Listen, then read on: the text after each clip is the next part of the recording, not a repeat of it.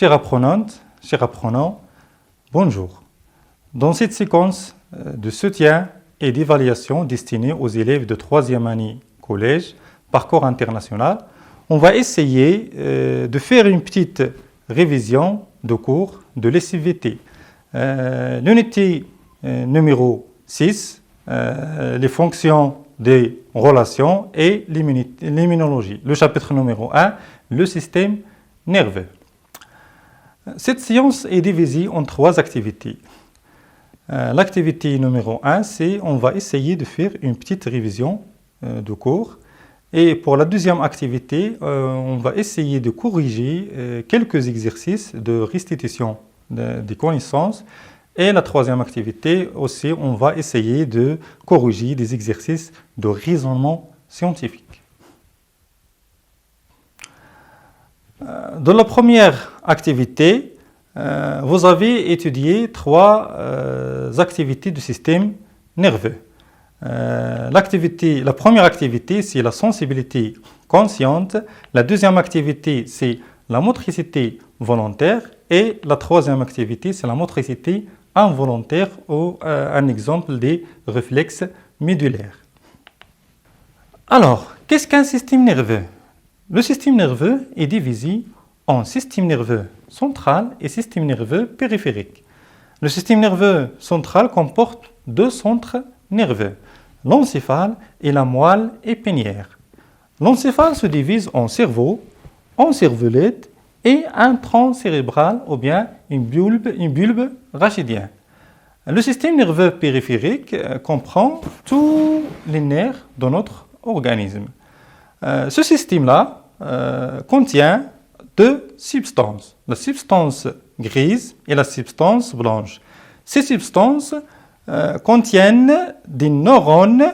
Qu'est-ce que ça veut dire des neurones? Ce sont des cellules nerveuses. La cellule nerveuse qui se compose d'un corps cellulaire, d'un axon et des ramifications. Et cette cellule, ou bien ce neurone-là, est l'unité fonctionnelle du système nerveux. L'unité fonctionnelle, c'est-à-dire l'unité structurelle de notre système. La première activité nerveuse que vous avez étudiée est la sensibilité consciente, c'est-à-dire les 5 sens, comme la vue, le toucher, le goût, etc. Pour bien maîtriser cette partie, je vous propose des mots-clés, c'est-à-dire des termes essentiels de cette partie. Le premier est le stimulus. C'est un excitant comme la lumière, la température, le son, etc. Le deuxième mot est les récepteurs sensoriels qui captent ces stimulus ou bien ces excitants. Ils sont localisés au niveau des organes sensoriels comme le nez, l'œil, les oreilles, etc. Puis le nerf sensitif qui conduit le message nerveux. Le message nerveux est l'influx nerveux sensitif. Enfin, l'air sensitif qui analyse ce message. Les éléments intervenant dans la sensibilité consciente sont, le premier, c'est le stimulus, les récepteurs sensoriels, le nerf sensitif et le centre nerveux qui est les aires sensitifs. Le trajet de l'influx nerveux lors de la sensibilité consciente. L'influx nerveux sensitif naît au niveau des récepteurs sensoriels situés dans les organes. Puis, ce message transmis par le nerf sensitif vers les centres nerveux pour traiter ce message. La deuxième activité nerveuse que vous avez étudiée est la motricité volontaire. Ce sont les mouvements volontaires. Les mots-clés de cette partie sont l'aire motrice, qui est le centre nerveux de cette activité, la moelle épinière et le nerf moteur qui conduit nos messages, l'organe effecteur, ce sont les muscles, et l'influx nerveux moteur, c'est nos messages. Les éléments intervenant lors de cette activité sont l'aire motrice ou l'influx nerveux moteur, né, la moelle épinière et le nerf moteur qui conduit l'influx nerveux, et enfin les muscles. Donc ce schéma représente le trajet de l'influx nerveux moteur lors de la motricité volontaire qui commence de l'aire motrice et se termine dans les muscles. La dernière activité nerveuse, c'est la motricité involontaire et comme exemple des réflexes médulaires. Les éléments intervenant lors de ce réflexe, ce sont des mots-clés, des éléments essentiels lors de cette activité. Commence par la peau, puis le nerf sensitif, la moelle épinière qui est le centre nerveux de cette activité, c'est-à-dire de l'activité de motricité involontaire, le nerf moteur qui joue le rôle de conducteur et enfin les muscles. Ce schéma représente le trajet de l'influx nerveux lors d'un réflexe, ce qu'on appelle l'arc réflexe. Alors, l'influx nerveux sensitif naît au niveau des récepteurs sensoriels de la peau, puis ils sont transmis par le nerf sensitif vers le centre nerveux qui est la moelle épinière, qui transforme ce message sensitif en influx nerveux moteur. Ensuite, ce message-là transmis par le nerf moteur vers les muscles. Et voici un schéma qui résume le trajet de l'influx nerveux lors de cette activité. La dernière partie de cette activité de révision de cours est l'hygiène du système nerveux, c'est-à-dire la prévention de notre système nerveux. L'hygiène du système nerveux est indispensable à la santé de l'homme. Cette hygiène consiste à dormir suffisamment, avoir une alimentation saine et équilibrée, éviter le tabac, les drogues, l'alcool et l'exposition au bruit. Passons maintenant à la deuxième partie de cette séquence concernant les exercices de l'évaluation. Comme vous savez, l'évaluation en SVT se divise en deux grandes parties. La partie de restitution des connaissances et la partie de raisonnement scientifique. Commençons par la première partie. Je vous propose quelques exercices pour bien renforcer la partie de restitution de connaissances. Le premier exercice. Cherchez l'intrus dans chaque groupe de mots. L'intrus, c'est-à-dire un terme qui n'a aucune relation avec les autres termes du groupe. Premier groupe, stimulus, récepteur sensoriel, nerf moteur, l'air sensitif. Deuxième groupe, cerveau, muscle, cervelet et le tronc cérébral. Le troisième groupe, nerf moteur, muscle, aire motrice et l'œil. Et le dernier groupe, l'axon, le corps cellulaire, le stimulus et le neurone. Alors, pour répondre à cet exercice, on va essayer de trouver nos mots intrus dans chaque groupe.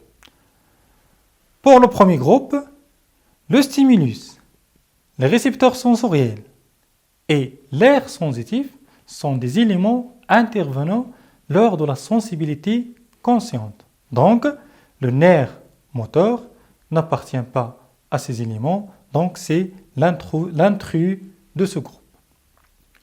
Le deuxième groupe, le cerveau. Le cervelet et le tronc cérébral sont des constituants de l'encéphale. Donc, le muscle est l'intrus de ce groupe. Pour le troisième groupe, le nerf moteur, le muscle, l'aire motrice sont des éléments intervenant lors de la motricité volontaire. Donc, l'œil n'intervient pas et c'est l'intrus du troisième groupe. Pour le quatrième groupe, l'axone et le corps cellulaire sont des constituants du neurone, c'est-à-dire la cellule nerveuse. Et donc, le stimulus est l'intrus de ce groupe. Le deuxième exercice, associer à chaque élément du groupe A sa définition du groupe B.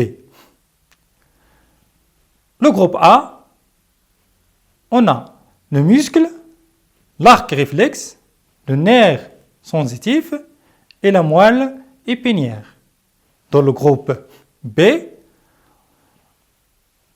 le centre nerveux d'un réflexe, le trajet de l'influx nerveux dans un réflexe, conduit l'influx nerveux sensitif et l'organe effecteur. Un moment, on peut réfléchir.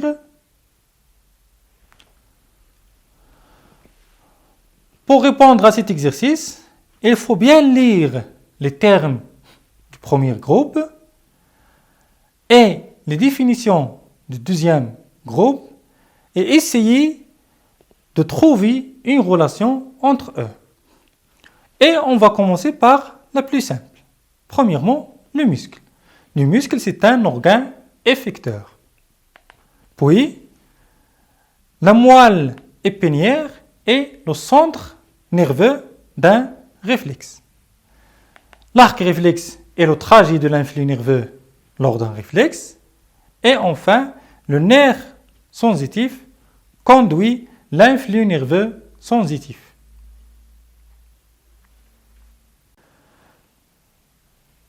Le troisième exercice de cette partie de la restitution des connaissances, je vous propose une question complexe, c'est-à-dire une question à plusieurs tâches.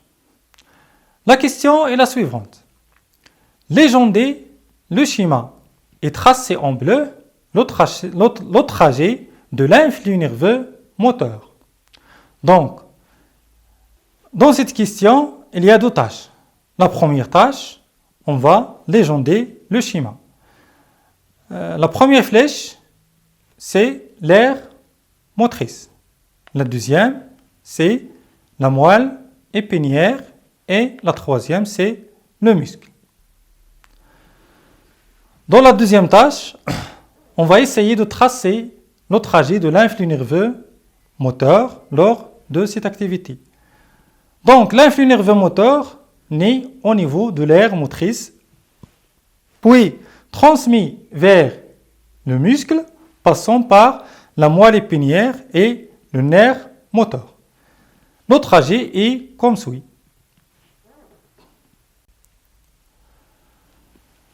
Passons maintenant à la partie de raisonnement scientifique. Exercice. Une personne voit le verre d'eau, elle tend sa main et il le prend pour boire. La question, déterminer la première activité nerveuse et préciser sa nature. Pour répondre à cette question, il faut déterminer les actions faites par la personne. La première action est voir le verre d'eau. La nature de cette activité, c'est une sensibilité consciente, c'est la sensibilité de vision. Deuxième question. Indiquez les organes intervenant dans cette activité nerveuse. Puisqu'il s'agit d'une sensibilité consciente, donc les organes intervenants sont le stimulus, c'est la lumière, l'œil, le nerf sensitif et enfin le centre nerveux qui est l'aire visuelle.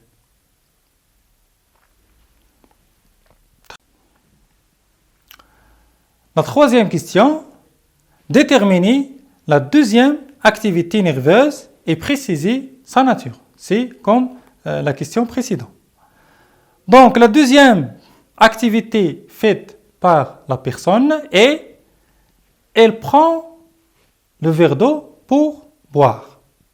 La nature de cette activité, c'est une motricité volontaire.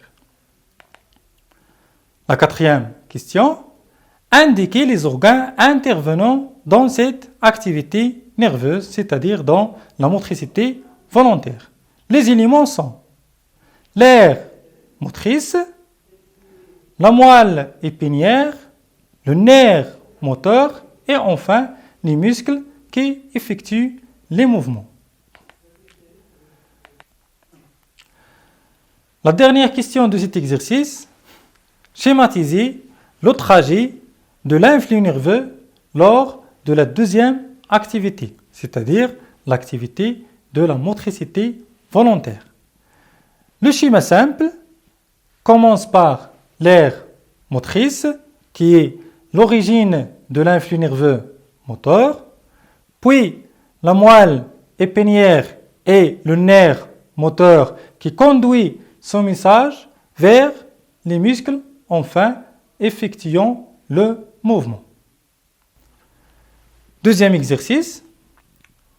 Pour déterminer le trajet de l'influx nerveux lors d'un réflexe médulaire, on propose les expériences suivantes. La première expérience, section du nerf rachidien. Le résultat, perte de la sensibilité et de la motricité. Deuxième expérience, section de la racine postérieure. Résultat, perte de la sensibilité. Dernière expérience, section au niveau de la racine antérieure. Le résultat est la perte de la motricité. La première question. Déduire à partir des résultats de l'expérience numéro 1 le rôle du nerf rachidien. Puisque l'organe énervé par ce nerf perd la sensibilité et la motricité, donc le nerf rachidien conduit l'influx nerveux sensitif et l'influx nerveux moteur en même temps. C'est-à-dire, le nerf rachidien est un nerf mixte. La deuxième question, interpréter les résultats de la deuxième expérience. La perte de la sensibilité lors de la section de la racine postérieure signifie que cette racine conduit seulement l'influx nerveux sensitif. La troisième question, déduire le rôle de la racine antérieure à partir des résultats de l'expérience numéro 3. Puisque l'organe perd de la motricité lors de la section de la racine antérieure, donc la racine antérieure conduit seulement l'influx nerveux moteur. La dernière question, schématiser le trajet de l'influx nerveux lors d'un réflexe en utilisant les organes suivants. Moelle épinière, nerf sensitif, nerf moteur, la peau et le muscle. Comme réponse, on va essayer de faire un schéma qui illustre les organes intervenants. On commence par la peau, puis le nerf sensitif qui conduit l'influx nerveux sensitif vers la moelle épinière. La moelle épinière est le centre nerveux qui transforme ce message sensitif en influx nerveux moteur, puis le nerf moteur qui conduit ce message vers, enfin, les muscles.